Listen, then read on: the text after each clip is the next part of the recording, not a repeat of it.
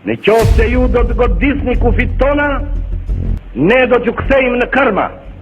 Në qoftë se mendoni se jeni e prorë në njerëz dhe në armatime dhe Shqipërinë socialiste do të godisni shpejt e shpejt, provojeni sa ju vlen lëkura. Dhe atëherë do të qërohen mire sapet. Do të vijen me dorë mos të vend, pa drejtësitë mbëlla. Enver Hoxha, në një fjalim që zgjati pak më shumë se 2 minuta, përdori tone ironike dhe sfiduese ndaj Greqisë. Ai u shpreh me sarkazëm për qëndrimin e shtetit fqinj, duke thënë se Greqia i prishte gjizën Shqipërisë, një shprehje popullore për të treguar bezdisje dhe armiqësi të vazhdueshme.